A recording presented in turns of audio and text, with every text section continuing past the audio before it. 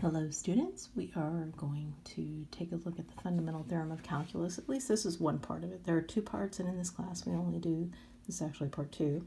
It says if f is a continuous function on the closed interval from a to b, and f is any antiderivative of f, then the integral from a to b of little f of x is equal to capital F of b minus capital F of a. So we are going to find the antiderivative of a function, and then we're going to evaluate it at the endpoints, and this is going to give us a numerical value. And that's going to represent this area that we were talking about in 5.4. So here we go. Here are some examples. Evaluate the definite integral and sketch the area indicated by the definite integral. So the first one is the integral from 1 to 5 of 0.25x squared plus 1 dx. Should look familiar. We did that in section 5.4. So I'm looking at this integral, and what I'm going to do is find the antiderivative.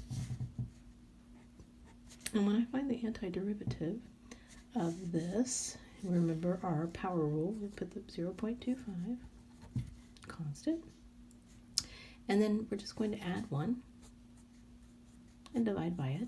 Plus, this is a constant, so that just becomes 1x. Now we would put plus c, but because this is definite, we're going to evaluate, and usually I put a line like that. That's my upbringing, and I go from 1 to 5.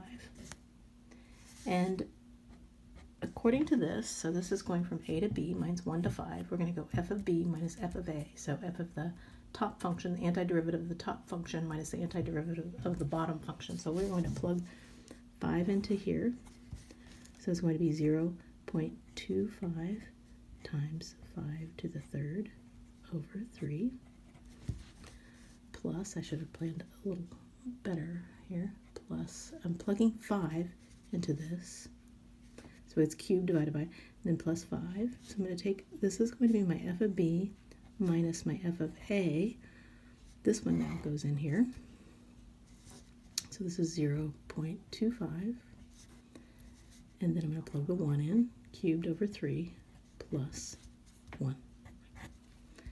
Now, you put that all in your calculator, and that integral's gone, it left here, the integral symbol, this is the antiderivative.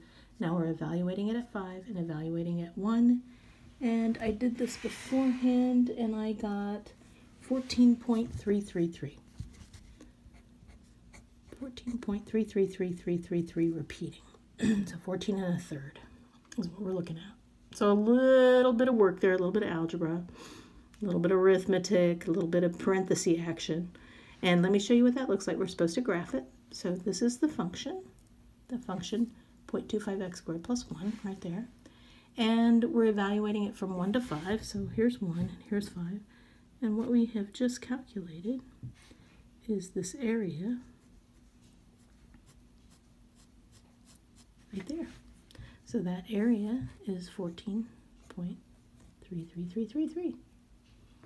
All right, I'll come back for number 2.